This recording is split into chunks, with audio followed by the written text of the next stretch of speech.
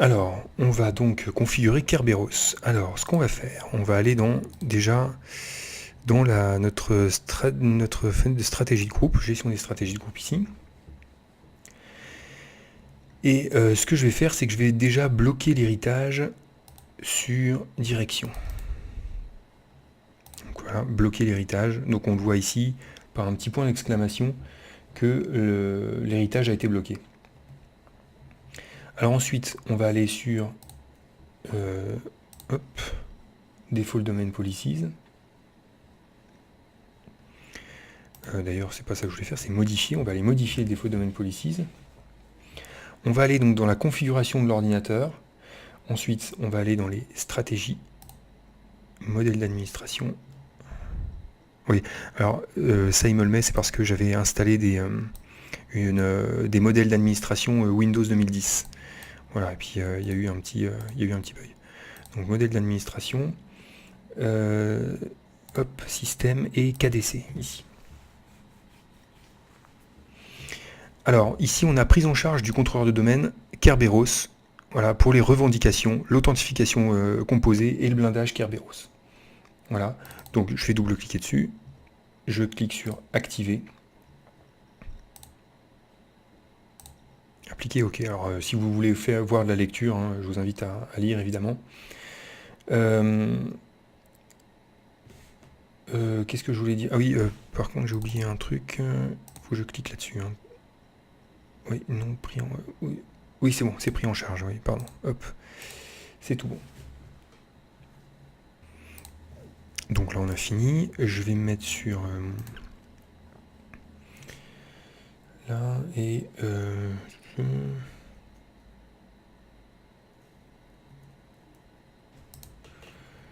non, c'est pas là, c'est... il est où le domaine? Voilà, domaine contrôleur. Mise à jour.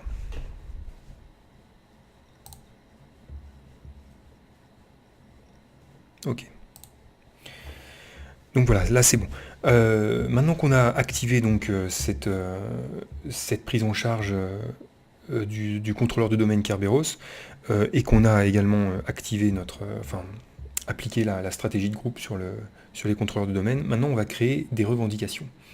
Donc les revendications utilisateurs et ordinateurs, le but ici, c'est de se baser sur des attributs. Par exemple, l'attribut service, comme je l'ai rempli tout à l'heure, donc qui va correspondre au service de l'utilisateur. Et on a également des revendications ordinateurs sur lesquelles on va se baser sur des descriptions qui vont correspondre au service. Par exemple, un poste utilisateur, le poste 1 et le poste 2, comme je l'ai dit tout à l'heure, enfin client 1, client 2, qui vont appartenir à une ou également on peut avoir des attributs aussi là-dessus. Donc c'est ce qu'on appelle en fait des revendications. Alors on va aller dans le centre d'administration Active Directory. Alors ça je peux le fermer. Le centre d'administration, voilà.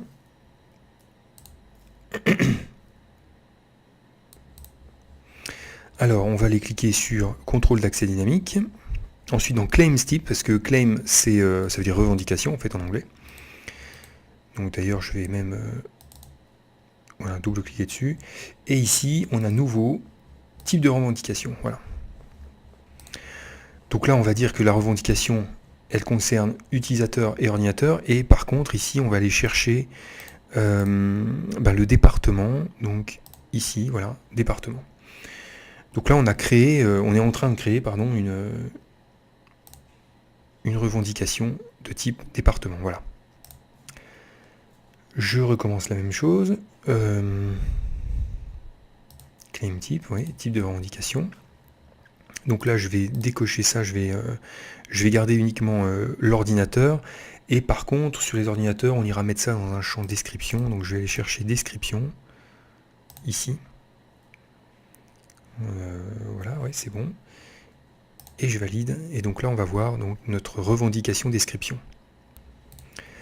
Alors maintenant, toujours dans cette console, on va aller configurer les propriétés de ressources. Alors, donc ici, je vais aller dans le Resource Properties. En fait, il faut que je clique dessus. Elle est très mal faite, cette... C'est bon. on va rechercher les propriétés de ressources, donc confidentialité et département. Donc on maintient contrôle et on les sélectionne. Je vais activer tout. Alors on s'assure en fait que en faisant activer tout, on voit que l'icône a changé. Hein. Donc là elles ont bien été activées. Mes deux propriétés de ressources sont activées. Alors évidemment là vous comprenez ce qu'on va faire. Je vais aller double-cliquer sur département, donc la propriété de ressources département. Et on va aller dans les... on voit pas bien parce qu'elle n'est pas complète. Voilà. Ici on a des valeurs qui sont ajoutées. Et donc nous, on va aller ajouter une valeur à nous. Ajouter. Donc dans la valeur ici, je vais rentrer RH. Et dans le nom complet aussi, on va pas s'embêter. Voilà. Donc maintenant mon nouveau service apparaît ici dans la liste, dans le filtre de recherche avec toutes les valeurs qui sont suggérées par défaut. Donc ça c'est une première étape. Pas oublier quand même de valider. Voilà. Alors on peut faire un petit tour, voir ce qu'il y a dans confidentialité. Voilà. Ça ressemble un petit peu à la console sur la classification, si vous vous souvenez bien. Donc là on a déjà des valeurs qui sont définies par défaut. Je vais faire annuler, je vais rien valider. De toute façon j'aurais pas pu. Et voilà, donc là on a configuré les propriétés de ressources. Maintenant, ce qu'on va faire, on va configurer la classification. Donc c'est pour ça c'est important de voir la classification avant et de comprendre un petit peu à quoi ça servait. Et donc là, on va activer la classification des fichiers et dossiers sur les répertoires, sur le répertoire qu'on a créé tout à l'heure. Et parce qu'en fait, il se pourrait que des utilisateurs des ressources humaines stockent des fichiers qui sont confidentiels par inadvertance dans le commun. Donc c'est pour ça qu'on va utiliser cette classification qu'on avait déjà vue pour également analyser le répertoire commun. Vous l'aurez compris, l'idée ici c'est de dire si j'ai un fichier qui contient ressources humaines par exemple, eh bien ce fichier-là va être considéré comme hautement confidentiel et il ne sera pas accessible par les autres utilisateurs. Donc ça, on est en train cette implémentation du DAC, du contrôle d'accès dynamique, ça va permettre donc de sécuriser les données du service RH. Alors on va faire ça.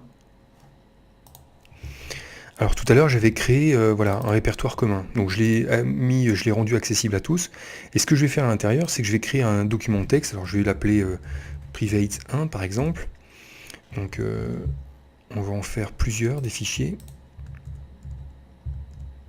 alors on va en faire 4, le suivant je vais l'appeler private 2, voilà, alors dans le private 1, je vais mettre le texte ressources humaines,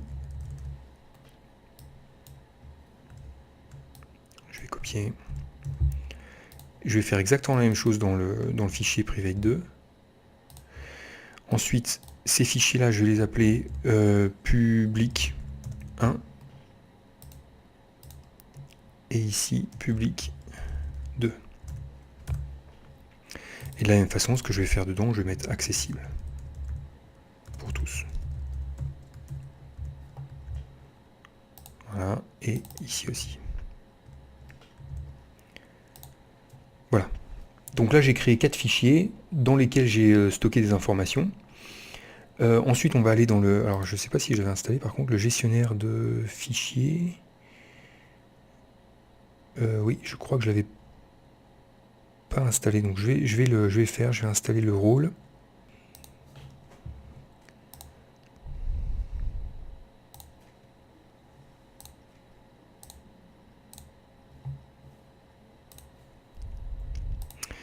Alors, ça se passe dans stockage, service de fichiers et le gestionnaire de ressources. Voilà.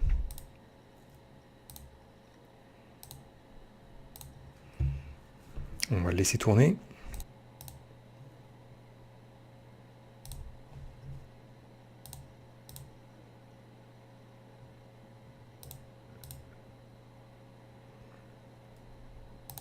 Hop.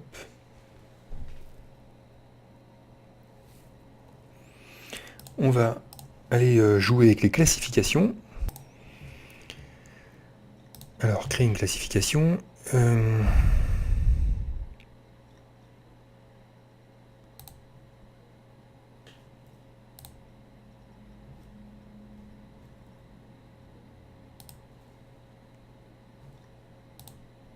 Tiens.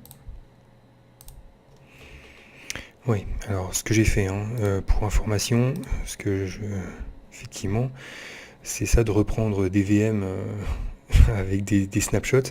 J'avais mon gestionnaire de ressources de fichiers qui était installé avec la restauration de mon snapshot.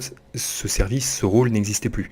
Donc j'ai d'abord activé en fait mes propriétés de ressources, confidentialité et département, avant de réinstaller le service de rôle. Là en fait, donc ce que j'ai fait, c'est simplement que après avoir installé le rôle gestionnaire de ressources de fichiers, j'ai désactivé confidentiality et département, j'ai réactivé tout, et quand on retourne ici dans les propriétés de classification, on retrouve confidentiality et département. Donc, ce qui devrait me permettre logiquement de créer convenablement ma règle. Donc ici, qu'est-ce que j'avais dit que je ferais? Oui, j'ai ressources humaines, donc elle est activée, ça c'est bon. Sur la portée ici, on va dire que ça va porter sur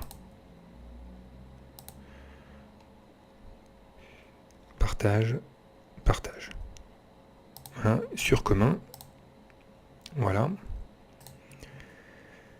Sur mon onglet classification, je vais aller chercher du classifieur de contenu. On va s'assurer que c'est bien sur confidentiality et I.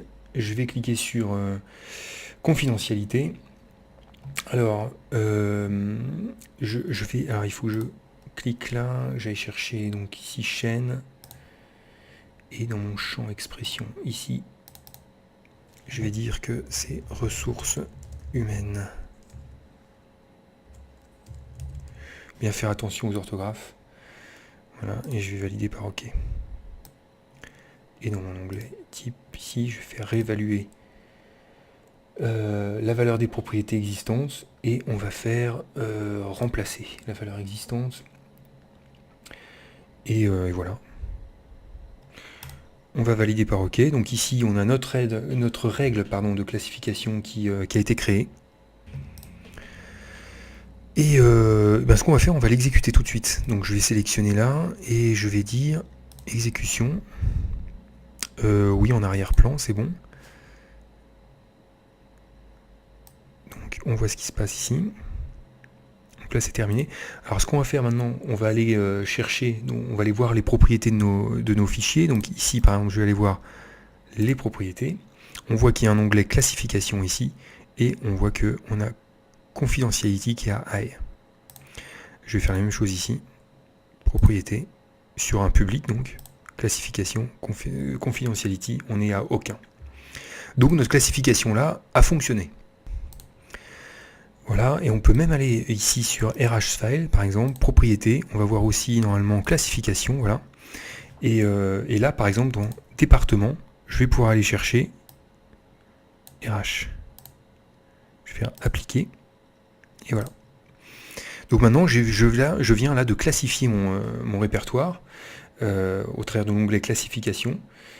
J'ai édité en fait les propriétés du répertoire pour indiquer que l'ensemble des documents qui seront stockés ici seront accessibles par les ordinateurs du département RH. Alors c'est pareil, dans le but quand même de faire des vidéos relativement courtes. Là, on en a fini pour l'instant avec cette deuxième partie. Dans les phases suivantes qu'on va avoir à faire, on va devoir configurer des règles d'accès centrales, des stratégies d'accès centrales également. Puis ensuite, on ira tester tout ça après avoir publié notre stratégie pour voir si tout fonctionne. Donc ça, c'est dans la suite, dans la vidéo suivante.